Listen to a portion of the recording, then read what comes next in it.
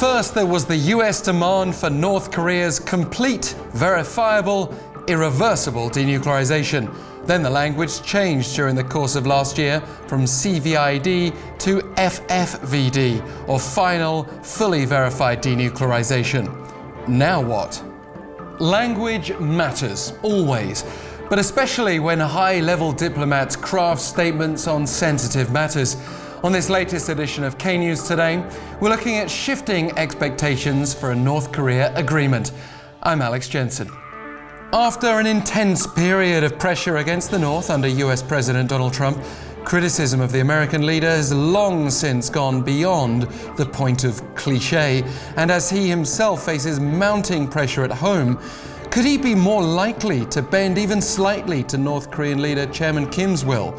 We heard from Kim, for example, on New Year's Day, when he proposed capping his country's production of nuclear weapons in return for the lifting of sanctions. Now, that doesn't sound a lot like full or complete denuclearization, but the US seems to be considering it. Secretary of State Mike Pompeo told Fox News that they're discussing lots of ideas about how we might continue to decrease the risk to the American people. Some conservatives in South Korea are worried that could mean Washington is softening, preparing to accept the elimination of the North's intercontinental ballistic missiles, ICBMs, instead of full denuclearization. The reality is that the South Korean government has been pushing for a relaxation of sanctions against the North anyway, in a bid to achieve quite the opposite of what some fear.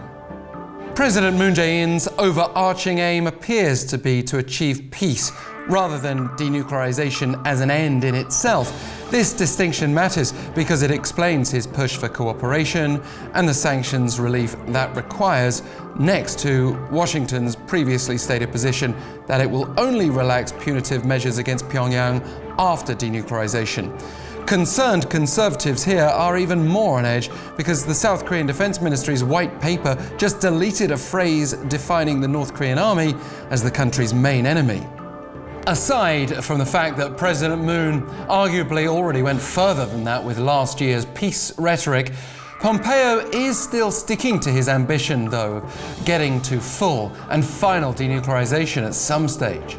So some might say we're reading too much into what he said, but consider also that the US State Department has reportedly decided to open the way for humanitarian aid to North Korea, as Washington's been under pressure from the United Nations and private agencies to stop using its power to block life-saving support for the North. It was a message that was underscored a week ago when UN Human Rights Rapporteur on North Korea, Thomas Ohea Quintana, insisted that the issue of sanctions will have to be addressed as soon as possible.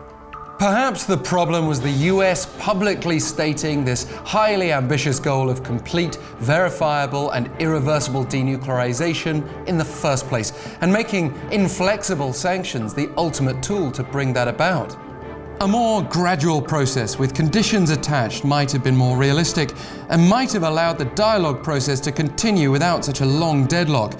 The master of war and peace, Leo Tolstoy, wrote, "The two most powerful warriors are patience and time.